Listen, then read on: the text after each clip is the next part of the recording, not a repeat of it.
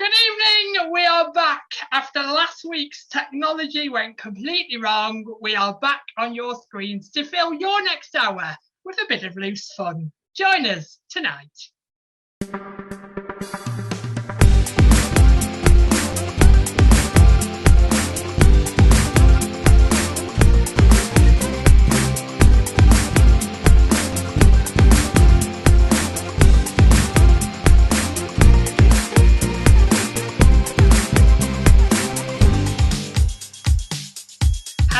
Welcome to this week's Loose Links. Keeping me and you entertained for the next hour is our fine specimen of a female, is Rachel Penny.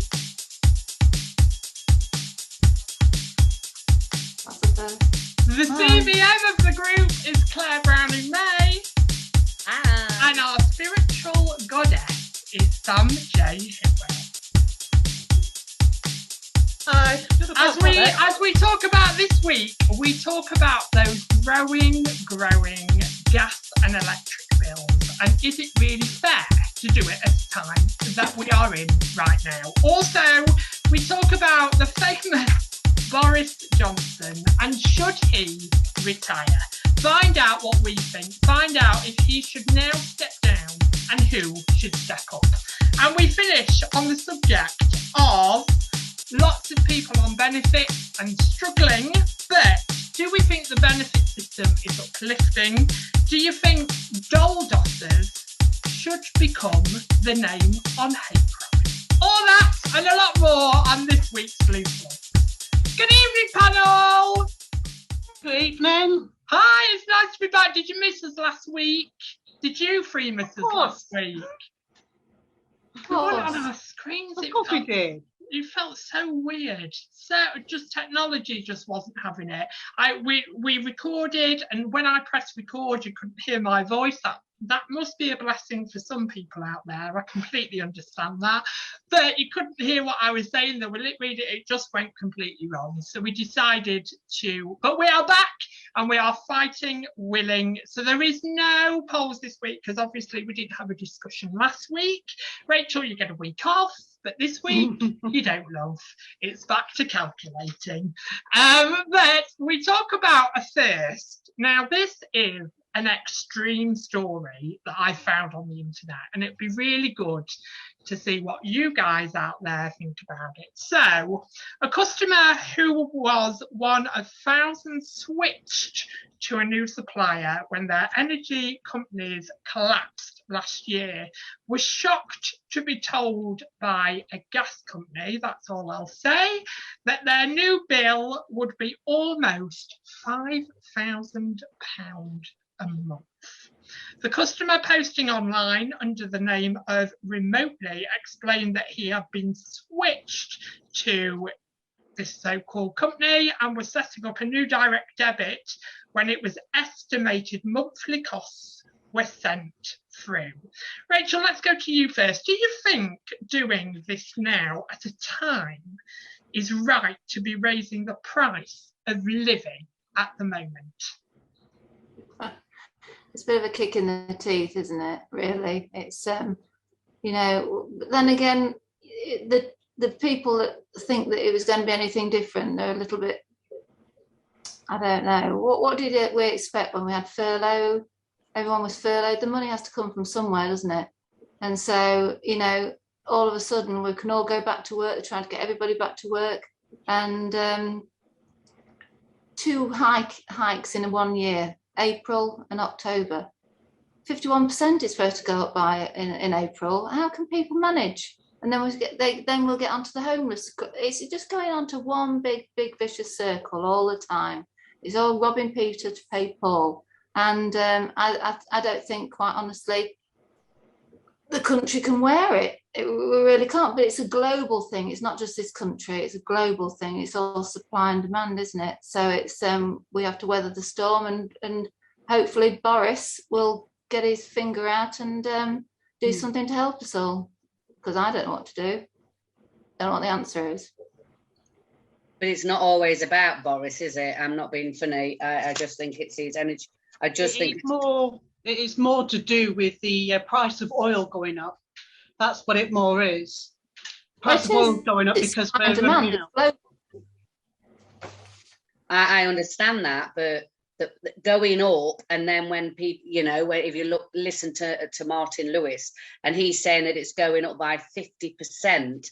I mean, Yeah, I understand that. Yeah, in this day and age, how can people afford 50% height rise in their gas and electricity when they've just been through what they've been through, and a lot of people haven't even got a job? And I mean, really, and I mean, I'm not saying Boris, I'm just saying, you know, in hindsight, how can nothing be done about it? That it's going up 50%. You know, people are in turmoil at the moment without having to deal with this. I slightly disagree with you, Rachel, on your first statement about we've got to pay it back. There's the furlough system. There's this, that, and the other. But the thing is, I know you're going to say, well, how can the government be prepared for what we've gone through? And I completely understand what people say in that. But actually, people have been paying taxes for years and years and years to run the country, to keep us going, to keep us running. I think the government should have done more to support us, really. I don't think we should be paying more to pay them back for what has just happened over a global pandemic. Now, I do get that the government weren't prepared, and we weren't prepared on how many thousands of pounds we were going to lose and stuff like that. But when you talk about taxes, you are talking about going back hundreds of years where the tax system has been there.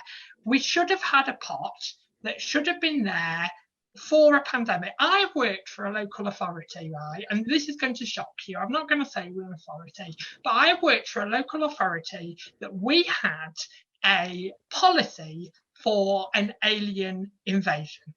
We had a policy that was chucked up in the cupboard for an alien invasion. Now, if we are prepared and we are writing stuff up for an alien invasion, you are not telling me we are not prepared for a pandemic. Well, go on, Rachel. Okay. No, you go, Claire.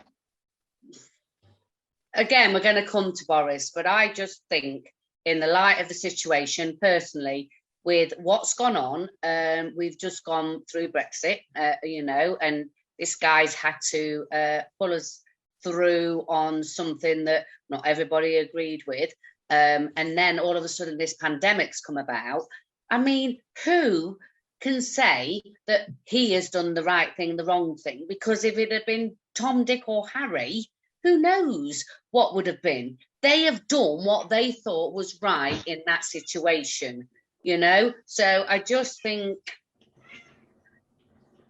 I don't know. It's really difficult because who would have known about the pandemic? And yes, we knew about Brexit and everybody wasn't happy about it. And yes, there's got to be a contingency for something or everything around, hence the, you know, our national insurance going up. When COVID first started, you know, when it first started infecting us, hospitals were running out of like PPE to keep themselves safe. They were not prepared with PPE and everything else, so they were kind of reusing old ones. You know, even though it's like they're supposed to like change them every so often, they were like cleaning them down and reusing them. And you know, the government obviously got backlash for that, but because they're not being prepared.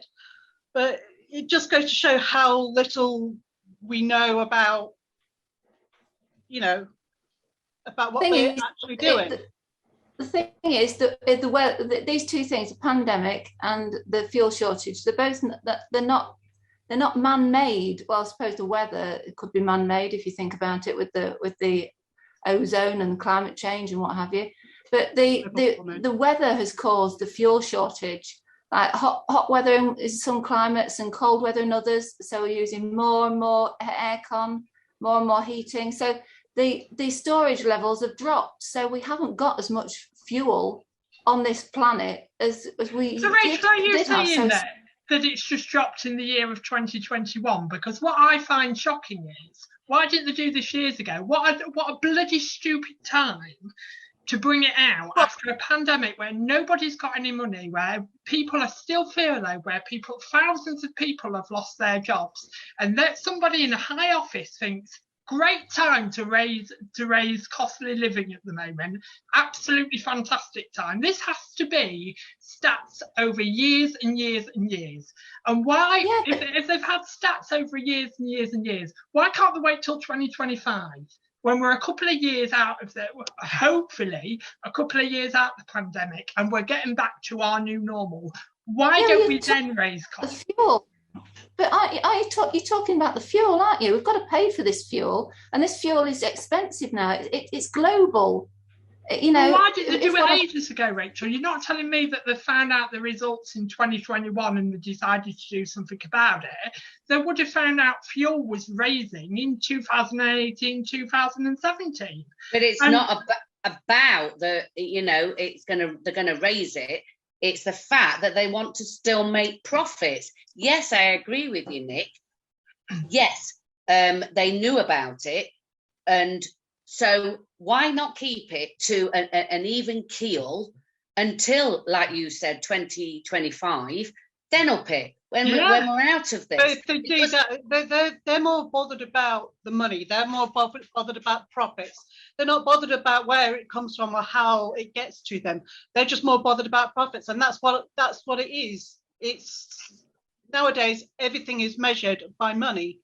And in this day and age, what's going to be is going to be more people committing suicide and doing things because they can't afford to keep their families above board because of the people that, it's like you've just said, it's all about money, money, money. You know, so why can't these, you know, the government or the people who deal with this think about what's been going on in these past years and the people that, you know, have got no jobs and everything. So what's going to happen? You know, and me personally, I've got a job, but I'm on my own with 2 kids. And then I look at the way that the bills are going to go sky high. And I just think, really?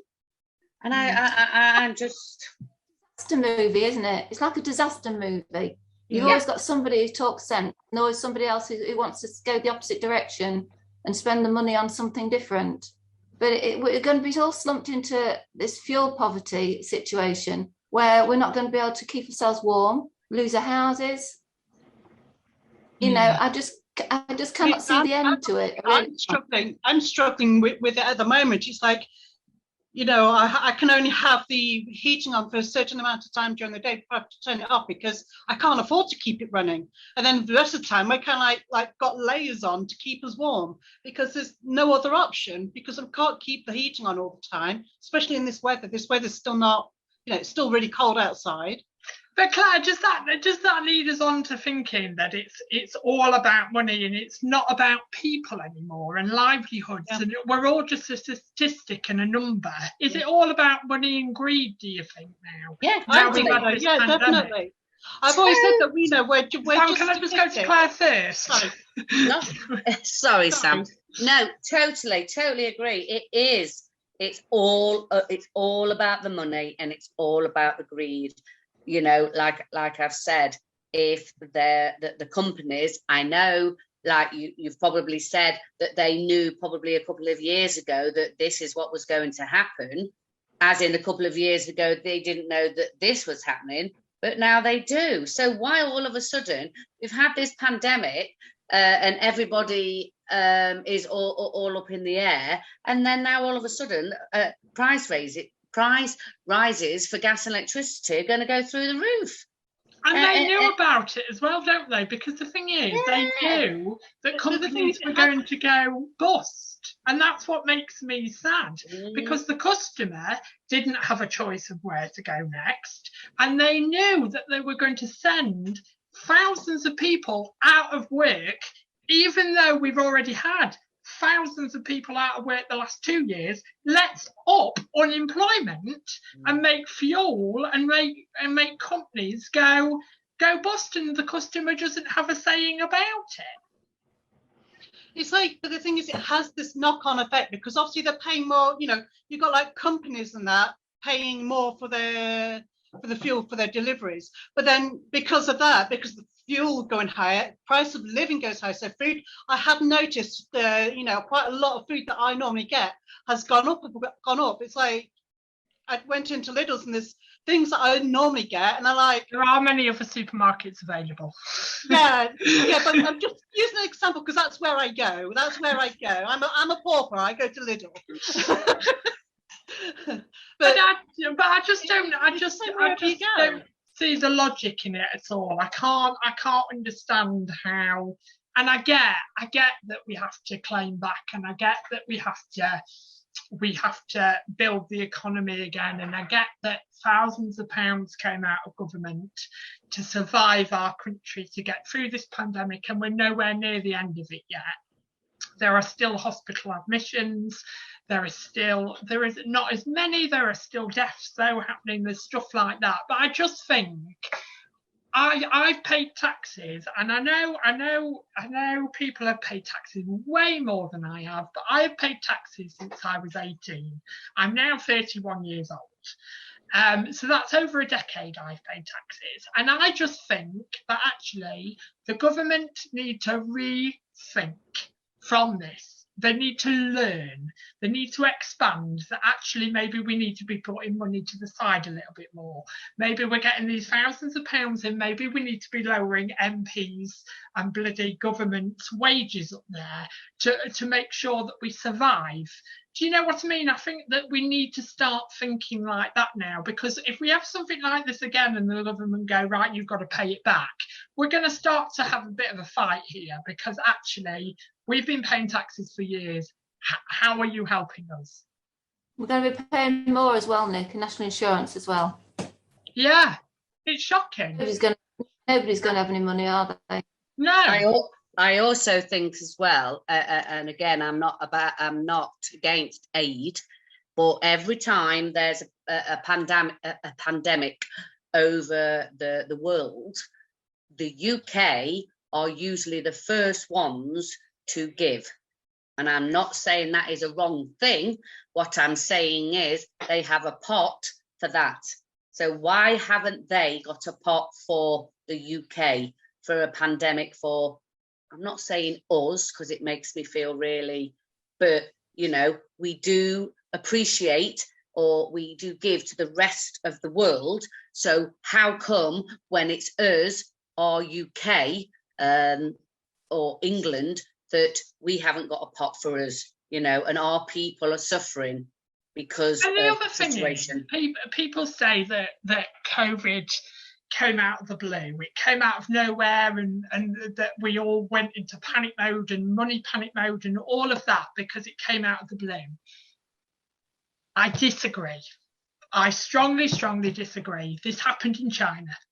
This started in China, and I cannot believe people in offices thought to themselves, well, this isn't going to touch us. This is going nowhere near us. There's a documentary, I can't remember what I watched it on, but it was called COVID. And it showed you it beginning in China and growing across the countries, across the world. This was a global virus. And you've got people in the UK on the documentary going, well, this isn't going to touch us, it's in China. Are you bloody stupid? Are you absolutely ridiculously stupid that you think it's going to come nowhere near us because it's in China? But again, we knew it would happen though, didn't we? We knew it was going to happen because we were taught, we had the avian flu, and we were told there is going to be a pandemic at some point, and are we going to get prepared for it? So we knew this. So, you know, over the last few years, it's been coming ever so near. So, you know, I think we were prepared. I think there was a contingency plan, but how it was executed, I think it was quite appalling, really. But it's as though it was a bolt out the blue. It was made out that it was a bolt out the blue. And it's very much like the UK having a snowfall. Do you know how much we panic in the UK when there's snow on the ground? because we're just not prepared for it. We're not ready for it. And everybody goes into crisis mode. That's because we're not used to having that kind of weather, though, are we? You know, not prepared because we're not used to it. Yeah, but Like you in America, they can't have think, to- Sam, you can't think like that, because the thing is, it's weather. So, and the thing is, it gets really cold in the UK. So you can't think we're never going to have snow. Do you know what I mean? No, I'm not saying that. Just say it's a rare occasion that we get like 3 feet of snow in Lincoln or something. But that's what we've done wrong. That's what we've done wrong via this pandemic. That's what people have thought. Well, actually, it's in China. It's going to come nowhere near us. Don't worry about it. La di da di da. That's what the hierarchy. And then when we're out of it, and I'm not saying we're completely out of it yet, but when we're out of it, we'll start claiming more money now. Now we give money out, we'll start claiming it back, and we'll make the cost of living even higher. Who's decided we're out of it, though? All of a sudden, overnight, we don't have to do this, we don't have to do that, we don't have to do the other, get people because back into work. Boris has broken so many rules, Rachel. Because precisely. That's why Boris has been backed into a corner. So I'm sorry, that's Boris's fault that we've suddenly come out of it quick. Because because people were saying, well, actually, if they're not bloody doing it, I'm not going to do it. And actually, I don't blame them. He obviously needs to be leading by example, really. But we'll go on to Boris in a bit. I've got a Boris discussion. But Sam, do you think we should have more of a say of a company goes down to a customer? So if a company suddenly goes bust and you are directed to another company, do you think the customer, the person that's paying for it, should have more of a say on where they go next? Well, you see, I'm kind of in that similar predicament with my gas company, my gas and electric company. They've gone into administration, so they're kind of like on the brink at the moment. They're just trying to bring it back. So I'm kind of like teetering there, and nobody said, what's going to happen if they do go for. So for me, I would prefer to be able to choose where I go. There's, obviously certain companies I've been with before and I wouldn't go back to them, or there's other companies that I probably would go back to. But I do think that that the customers should have a say where they go, because it's their money. It's their money that's going to be going. So, I think it's a bit wrong that they just go, right, that company's down, you're with them now. And it's like, no, I don't want to be with them. I don't want to be with them. And, like I say, I'm just hoping that I do get a say if my gas electric company does go down. Mine went down and Ofgem took over, and they put that. When Ofgem get involved, they give you a bit of a safety net, really. So you are safe. And it's a capped tariff, but it doesn't mean to say it can't go up and can't go down, but it just makes it a bit more secure for you. And it doesn't mean to say that you can't change later. But I don't think when this happened with so many companies, when they did go into administration and they lost the plot, then there wasn't much really to choose from. So Ofgem really gave you the best choice at the time. So once it settled down, I suppose you can then choose after that. But it is a bit of a safety net having Ofgem to take control, and you don't have to do a thing. But Claire, if this story is true about the £5,000 a month, I know this sounds very, very extreme, and I'm not sure I completely believe the story, but it has hit local news in Lincolnshire. If this is true, £5,000 a month, do you think companies are taking the mick a bit? Totally. I mean, I'm not being funny. I live in a 2 up, 2 down. And my bills at the moment are totally disgusting. So if it's £5,000, there's no way.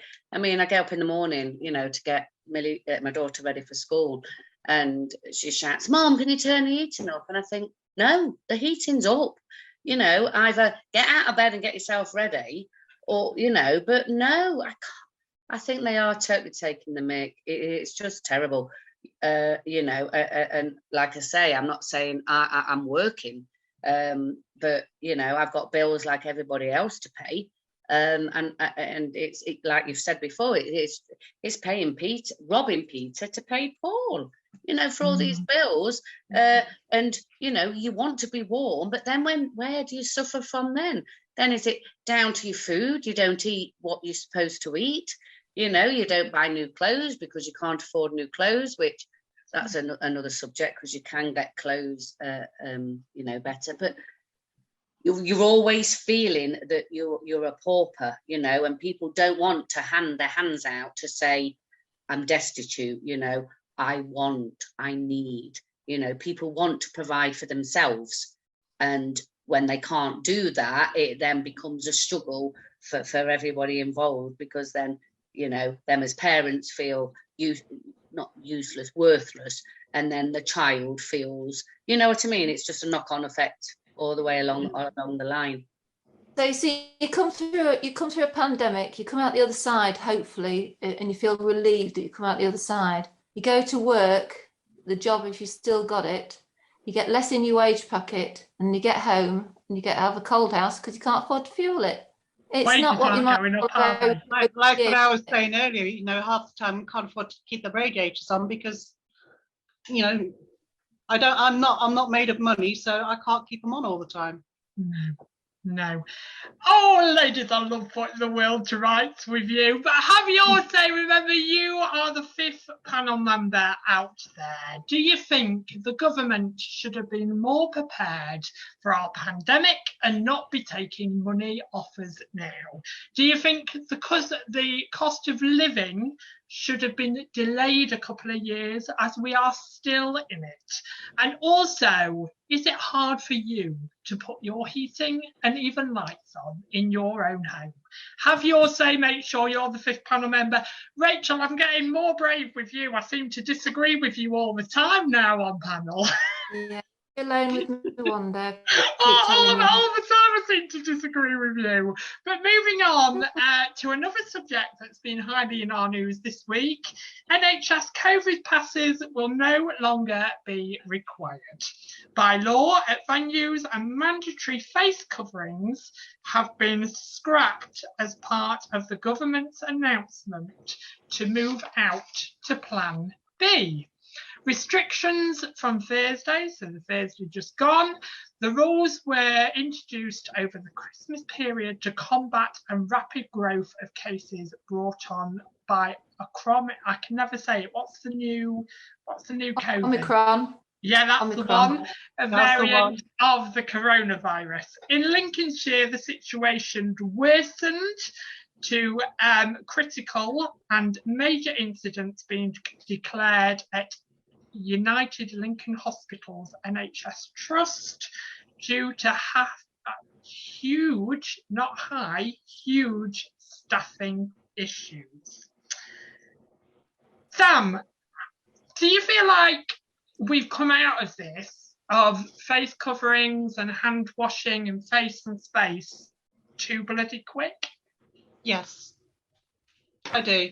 I mean, as someone who's listed as vulnerable, I do feel with all these new rules, I don't feel safe going places because I'm on my mobility scooter and I go inside. I put my mask on. I don't have to wear a mask, but because I'm exempt, but because nobody else is doing it, and I feel like I'm exposed, feel too exposed, so I keep it on because I can't risk catching it because my body can't fight it very well.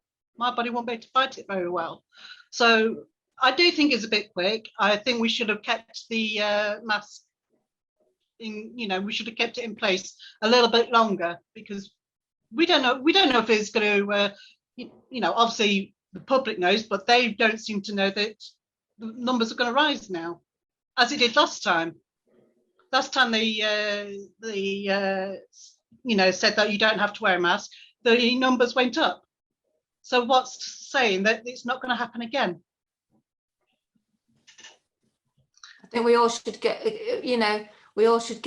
on with our lives. I'm vulnerable as well, and I got it when Nick had it at Christmas, and I had the infusion, but I felt like I just had a heavy cold. Where Nick is not as vulnerable, but he ended up in hospital.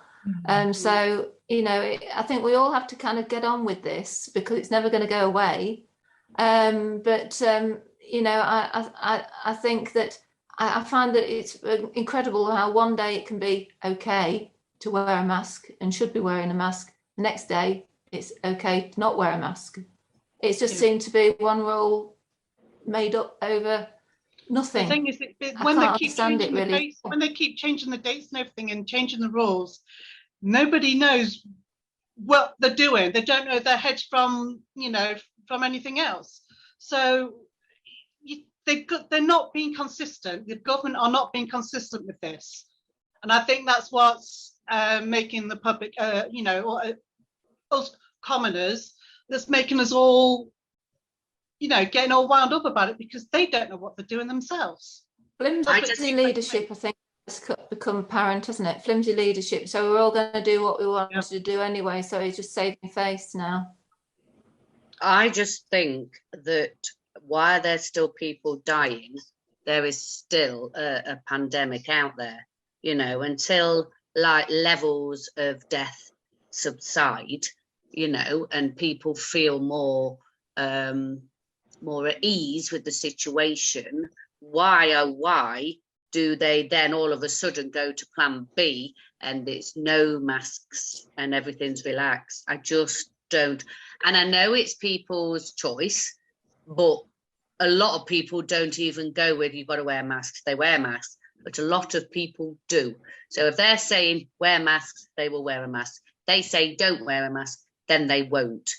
And then a lot of us will say, well, I'm still wearing one, hence me. I'm going to still wear a mask. At school, I'm going to wear a mask. Not in my classroom, of course, but when I'm going from building to building, I am going to wear a mask. And I just think I can't understand when there's still so out there and the pandemic is still there that they've relaxed it as much as they have. I really can't understand that. Get ready for me, ladies. Are you ready? Ready for you. Because I am so strong about this topic, it's unreal. I'm sorry, Boris's fault. Absolutely Boris's fault. He has no bloody leg to stand on a TV screen saying that it's mandatory still to wear a mask, it's mandatory that you keep apart, it's mandatory that we do A, B and C, because he has done complete opposite to what he has stated. The reason we've been pushed and he's been pushed to say absolutely we have to get rid of the masks, absolutely we have to go into plan B, because Boris, you chose to have a garden party. You chose to hug hundreds of people. You chose to shake people's hands. You chose not to wear a mask. You told people not to have a party, but you had alcohol in your garden. He has not a bloody leg to stand on. No. Claire, we've lost you. I was going to say, where's Claire gone? She's had enough of us. She had enough of your my hand was slipping across, getting ready to fight, and that's what myself. I agree with that. I agree with what you're saying, Nick, because I've always loved Bojo. But the thing is, well, some bits that are coming out of your mouth, Nick. Yes, not everything. But I do. The thing is, people are going to just do what they want now because they've lost the confidence in him. But they're also going to think, well, you know, back in the day, back a year ago when it was rife, when it was really a lot more critical than it possibly is now, then he was just doing his own thing. He was telling us one thing and doing his own thing. So it makes you wonder, you know, what did he know that we didn't? A bit strange, that is. And then the reports of how many deaths. I'm not making it. I'm not being flippant when I say this, but even one death is too many. One death is definitely too many from anything like this. Do you know what it felt like? It literally felt like he was stood in front of a TV screen now to what I feel. He was stood in sort of, right, so we've had 5 million deaths today, and we need to stay at home and stay apart and keep masks on and all of that. And then when the camera's off, are we done? Are we done? Yes, yes. Right, out to the garden. There's champagne, there's caviar. Off you go and enjoy yourselves. And that's why I can't even stand to watch him anymore. I can't bear it. We're all trained to do all this, what he told us to do, out of fear as well, because the reports of how many people died of COVID, it wasn't how many people died of COVID, it was how many people died with COVID. They didn't actually die of COVID, a lot of them. The reports were to make it exaggerated, to make it sound so people were living in fear. So they did what they were supposed to do. And then they see a year later Boris having a party and you think to yourself, well, he wasn't scared, was he? He wasn't scared at all. In the blue corner, we now have Claire Browning-May. Do you know what? This storyline could go on forever and ever, and I could laugh with you. Mr. Bedford as well. I could laugh with you. I could cry with you, and no matter what we say, nothing's right, nothing's wrong. At the end of the day, what he did, we can say is wrong. But as a person who listened to him, I had to adhere to what he was saying because he was the leader of our country, and I thought that what he was saying was right. Now, what he does, okay, it's wrong, but then that's up to him. Do you know what? I'm not saying it's right or wrong. What I'm saying is, you know, like I say, we can debate this till we're blue in the tooth and we kill each other. Because at the end of the day, what has gone on, and we do what we feel necessary. And yes, what he's done, we don't listen to him, and you know, the deaths are the deaths. But at the end of the day, I can hold my hand up high and say, whatever he said, I adhered to. Do you know what I mean? I did my 2 lateral flows every week. I went to school, made sure that I was safe for the children and my children. You know, he didn't, but you know. The thing is, he should be leading by example, to be fair. But he should, but he didn't. He didn't. If he can't follow the rules, then how is he going to expect the general public to do it? The general public aren't going to do it if he's not. Sam, why did it take so long for it to come out that he did what he did? That, you know, who leaked? They're covering their backsides. Yeah, but who leaked that? Why leak that so many months? Yeah, you know, because it's like people, because it's like anything, Claire. People lost their jobs. Yeah. And when they lose their jobs and they're in higher power and they're in this, that, and the other, and they want to keep their jobs, they're not going to say a bloody word to anybody. But as soon as they're pushed out and as soon as you're told you're gone, well, I'm going to say all the secrets now. I'm not going to hold one name comes to mind when you say that.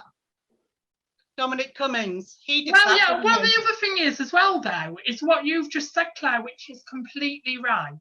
And I've said this on many, many of shows, right? He was running the country. But my line is, he is still running the country, but he can't run his team. He cannot lead his team. So we're looking at a man that isn't completely at fault. I'm not saying at all this is all Boris's fault. This is, he has no control of Dominic Cummings' personal life. He just has no boss has any control of a personal life unless it affects work. And it affected work. And what makes me so cross is those people were saying to us, 3 or 4 people now have come out that broke the rules via government. And I just think, I just give up, and I'm just scared now. I am literally scared because I'm like you, Claire. I still wear a mask. I still wash my hands all the time, even though I'm supposed to have antibodies now that's supposed to protect me. I'm still doing those things all the time. But I think it was now a decision of, and see if you guys agree, we either keep fighting this, and this sounds awful, we either keep fighting this and telling people that you can't do stuff and you can't do this or you can't do that, or Boris, you're basically saying you're allowing people to get ill and die. So it's a really difficult one to choose because, simple question that's been going round all the time, ladies, let's go through. Do you think Boris should step down? Yes. I do. I do now. I do now. Yes, I do but I know. don't think it's a balancing act, isn't it? Economy, life, and And he just seems to the choose the country goes economy. downhill even further. He Pardon? just seems to choose. He just seems to choose the economy all the time. It's the economy over the public's lives. That's all it is. The money again goes back to money. Okay, but who's going to step up next? Well, thing is, they all jump on, don't they? All jump on the weaknesses of Boris and promise you the earth and give you nothing a few months down the line. I really don't know. I think we're all a little bit despondent, aren't we? And I agree know with who's you. just- I agree with you, Rachel, a couple of weeks ago when you said, when I reflected on it a little bit more, Boris is only one human being, and I get that. Boris is not God. Boris has done his best within. Well, saying that, Boris has done his best, but then he's like I just think I really, really believed in you. I get quite upset when I think about it, actually. I really believed in what you were telling me. As a vulnerable adult, I listened to every single word. And how dare you? And I feel almost going up to you. How dare you talk to me and tell me how to live my life and then do the complete bloody opposite to what you have told me to do? But let me step in. I know nothing, but what a job to have at the time. He has just sorted out Brexit, or that was all going through. Then all of a sudden, this pandemic came about.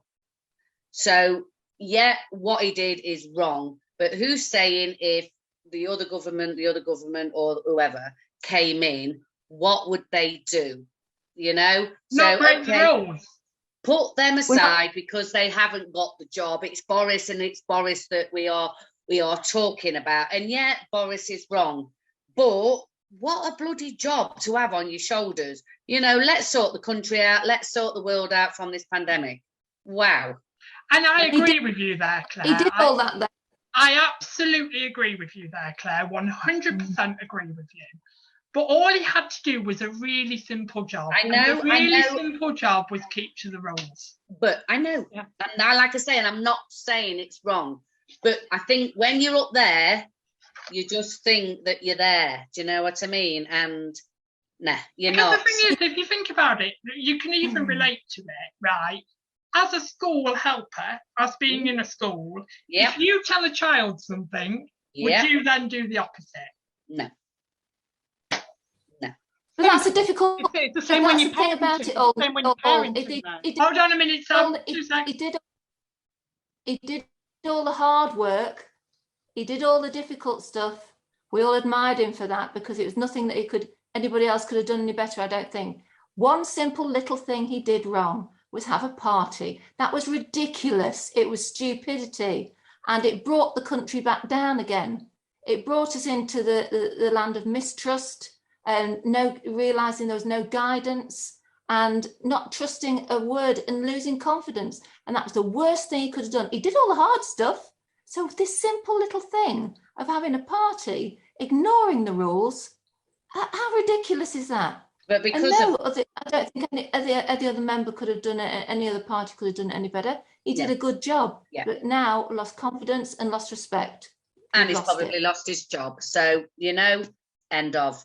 Let's see who then can do any better. You have to see what the investigation turns up, because they're investigating it now, aren't they? Oh, of course I felt like you were anchor then. End of conversation. Let's move on. Mop up. You see, it's me trying to take your job. But have your say out there. I'm sure you've heard plenty of news about it over the last couple of weeks, and it's been coming back and coming back and coming back. So it was time to have our say on the government. But that means it's time to have your say. So make sure that you tell us, have you lost faith in Boris? Do you think the whole I've skipped a little bit. Sorry, I apologise about that. How bad was that? I've moved on so quick. Do you think Boris should have stepped down? Do you think it's time for him now to step down? And do you think Boris had no choice but to make it mandatory that the face masks were to go? I'm sure that debate has not finished, and I'm sure we'll be bringing it up, but I'll just make a note now that we don't bring on Claire Brown in May. Just make sure of that. Oh, Sam, we've lost you now. We keep losing people this evening. It's like Piers Morgan. Sorry, someone just tried ringing me on Messenger, so I've just had to decline them. Another interesting debate that has been brought up this week in news. It seems to be all about government this week. Surprise, surprise. The government wants to get 500,000 more people back into work by the end of June, with officials saying as we move out of the pandemic, that's officials saying that, as we move out of the pandemic, with restrictions lifting and life returning to a new way of normal, the Way to Work campaign will focus on getting job-ready people off universal credit and into work, rapidly filling vacancies which are at a record high. Claire, do you think the benefit system is supporting and uplifting for people to get off the system? See, the trouble is, why are there so many jobs? As in, it's because of the pandemic that people are not in the right frame of mind to go to work. And I'm not saying, you know, you do get those that don't want work, but how is the benefit system supporting? How are they supporting these people? You know, are they just going through the computer screen and thinking, yeah, you're not got a job, so right, yeah, we've got a job for you, but not actually giving them the how can I put it, not psychological, but do you know what I mean? The enthusiasm. You know, why are you not, you know what I mean? You've got to sort of tread carefully. You can't just put ABC is not in a job, so there's a job for ABC there, but why isn't ABC working? You know, because of this great big pandemic, people have got mental health issues, you know, and there is going to be people who dwell on that because they don't want to work, but, you know, hopefully the system can find those out, because people who want to work will work. But I don't know if they're supporting, because I don't know how they're going about trying to get, if they're saying there's all these jobs, how are they going about trying to get these people into these jobs? The thing is, you know, as we said earlier, you know, there's no jobs out there because, you know, companies can't afford to take people on. I mean, they already got rid of people because they couldn't afford to keep them. So what's to say that there's going to be jobs there for the people, to, you know, for this 500,000 to get back into work? It doesn't make sense. There's no jobs out there, but they're trying to get people back into work. It kind of contradicts itself, if you get what I mean. Yeah, I understand that. They just can't materialise jobs, and I don't know where they're coming from. I don't know what sectors the most, you know, prominent, but we need to get more nurses, we need to get more doctors, we need to, the recruitment they're probably just doing a drive on recruitment now. I can't see where the gaps in the market are, the gaps in the jobs are, because I don't see any jobs around for people. You know, it's just not. It doesn't seem sense. It doesn't like there's nobody's talking any sense. Taking money out of people's pockets, and then frightening people into getting off their crutches if they're disabled, or to try and push them into another worrying stage of their lives that they're going to have to do some work for it and then fight for it all over again. It just seems to be a mixed up government at the moment, mixed up. They're sending mixed up signals to everybody, and it just seems to be I'm in the middle of everything. I seem to be in the middle of what they call a dole dosser. I'm not really a dole dosser. I've never heard of that before until I heard it tonight. But I don't get any. Pardon? It's not been said yet. I've heard of it before. I've been talking about it with somebody else, and but the thing is, it's one of those things where if you're in the benefit system and you can either sail through it, or you can be on that little level where you just dip underneath it and you have to struggle and struggle and struggle. And these people will struggle nearly all their life, but they cannot get a job where it's going to pay that little bit over the top of that level that they're already on to make life better. I completely agree with that, Rachel. And I think twice I've agreed with you now. I've got to note that down. Wow. You're going to make a hat trick in a minute. Twice I've agreed with you now, but I am going to be a bit like devil's advocate here, right? So I am going to throw something at you. Sanctions are getting higher. I understand that. There's been £20 taken off recently in universal credit. People are losing money, but to the capable people, and now I'm not saying that you can categorize all people into one boat and go, right, we can do this to everybody. I think it has to be done case by case. But this job thing, I think a better idea than shoving somebody in a job and going, right, you've got to do that job, you've got to apply for this job even though you don't want to apply for it. What about doing something like a person sat in front of you, right, for you to earn next month's money, you need to volunteer somewhere for 26 hours this week. 26 hours. So that's giving them the choice back to the person in front of them. They're doing something that they want to do. They're not being told what to do. They're doing something they want to do. But they say to them that you will be sanctioned and we will check with the company if you have been there 26 hours this week.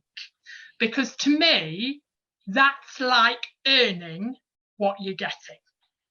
Yeah. Do you agree, ladies? That's fair. I think that's fair. Yeah. It gives somebody a bit of purpose, sense of purpose as well. I should be from government. I'm going for Boris next. You can have it.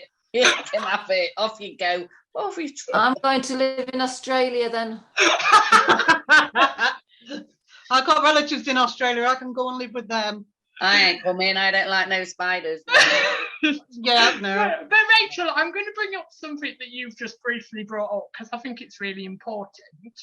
Do you think the language of benefit scum and dole dossers should come under hate crime? No. It's a word. They're words, aren't they? They're cruel words. People are always going to end up having cruel words. You could say anything about anybody. It's unfortunate, and there are some people that take the mick with benefits, yes. But if, like you said, if you brought into an account some sort of work that they could put in place, they could be put in a placement where they could work for the money. I would do that if I was getting some money every month. I would say, you know, if I could stand up straight, if I could walk, I would do that work. I'd do that job. But for people to, it makes it, if you have to make it easy for somebody to stay home.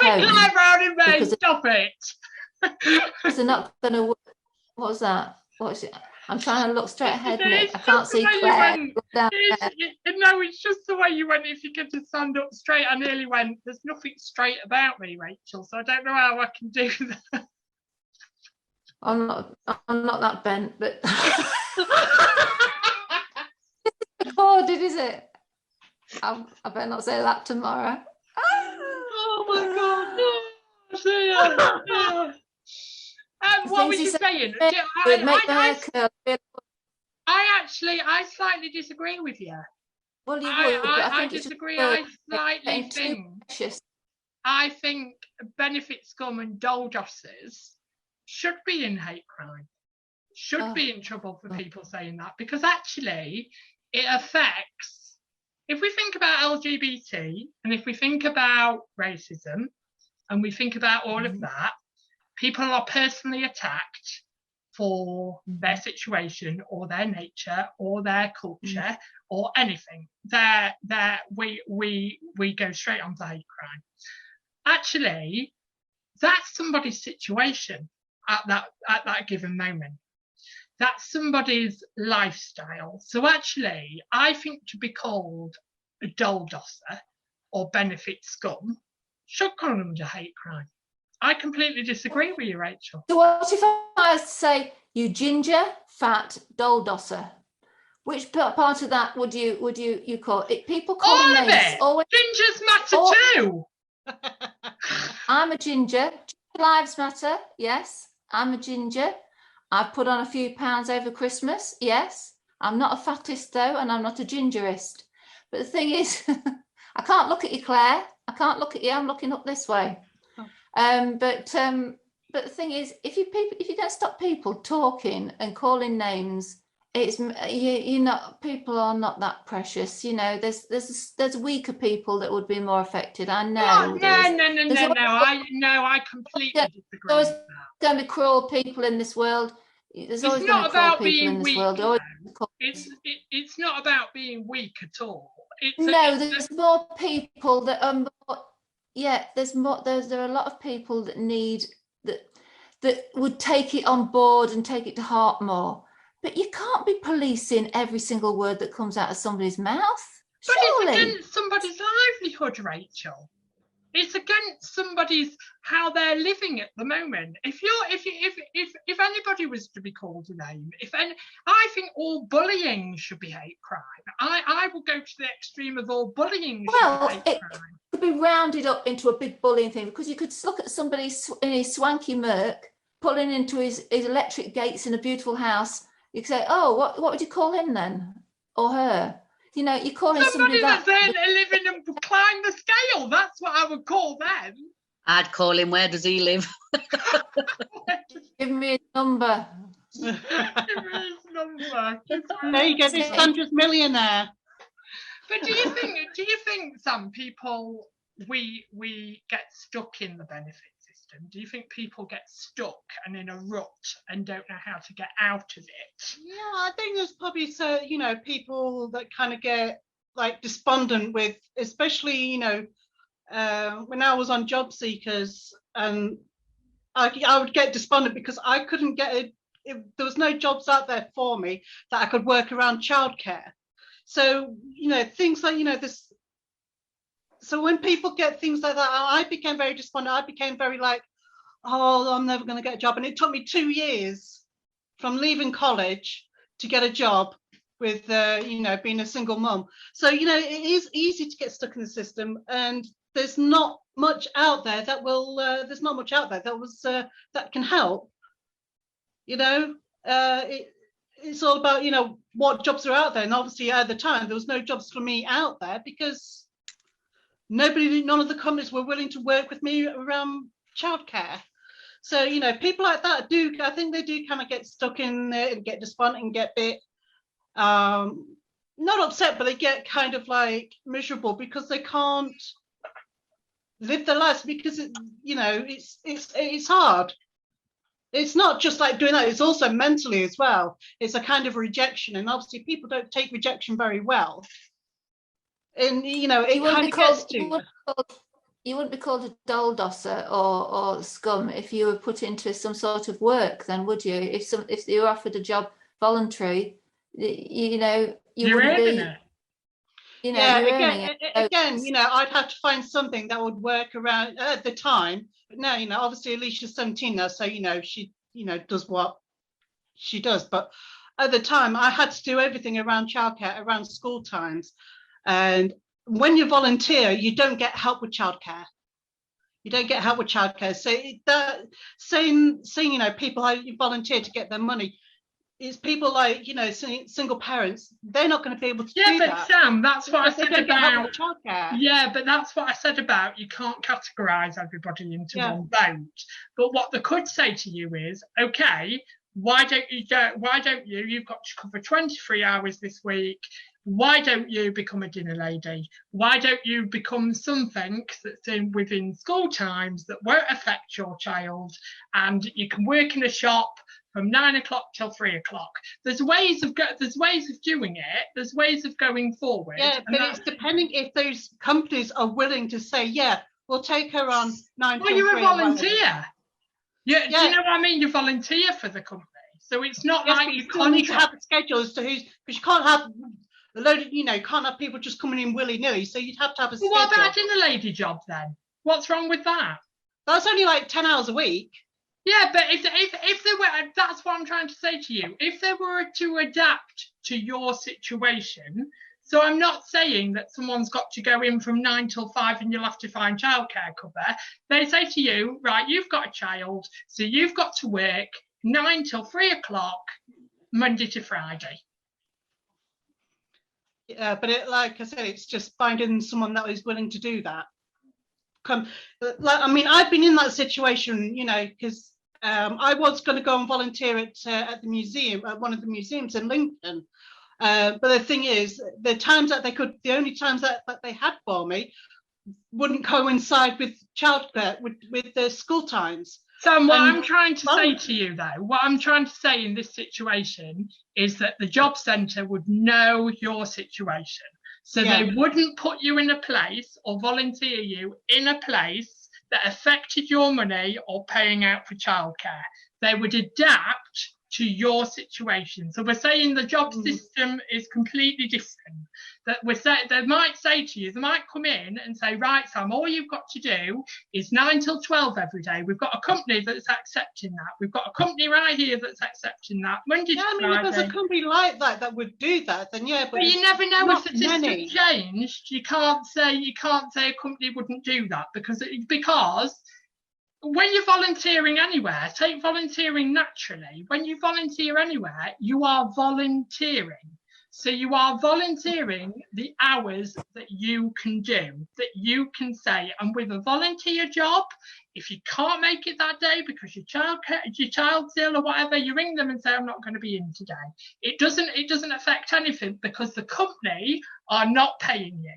It would be the job centre that would be paying you. That's what I'm trying to say to you. So what I'm trying to say is that they would adapt and they would have companies in front of them that vary everybody. So someone might say, I can't work in the day because I've got a child. So they might go, okay, 2 nights a week, you've got to work in a supermarket, packing shelves. 2 nights a week, that's all you've got to do to cover your benefit being paid to you. That's what I'm saying to you. So they wouldn't put everybody in one boat and go, you've got to do this. What I'm saying is they look at your situation, they read what you've got, they read what you deal with, and then they take it from there. So they might say to you, all you've got to do in a week is work 1 hour a day. And that company accepts it. Yeah, I still don't think that people are supported. I don't think that it would work for everybody, to be fair, the volunteering and that. I don't think it will work for everybody because, like I said, it depends on what hours that these companies have. If they don't have the hours, then they can't give you them, can they? But right, last thing, and then we'll leave it. But what I'm saying is that it's not a company that needs to adapt hours for you because the company is not paying for you. The company is not saying you are doing free work for the company. So it doesn't really benefit them at all, really, apart from just having helping hands there, just to have somebody else there. So what I'm saying is, if you went into any company now and said, I wanted to volunteer, the first thing they would say to you is, okay, Sam, what can you do? They won't tell you what to do. They will ask you because you are volunteering. You are not contracted to their company.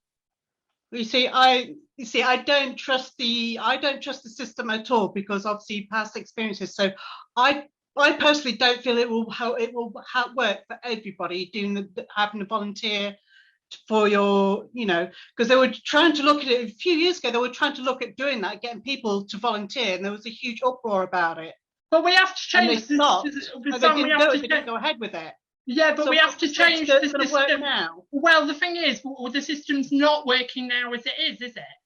The system's not working as we speak, because more people are losing jobs, the benefit system's going down, so the system's not working. It's not at its best at the moment. So we would need what I'm saying is volunteering, the whole system needs re-looking at and going, right, how can we do to improve people's lives? Instead of people being I agree with that. 30 to 40 years on the benefit system, how can we change that? What can we do to make sure, because the country is losing money?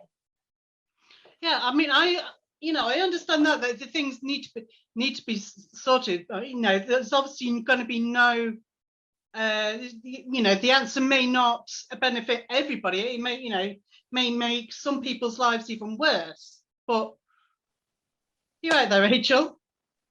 Come on, Claire, what was you going to say? All I was going to say was there are people that will, there are people that won't, and they are the people that know the system. End of. Definitely.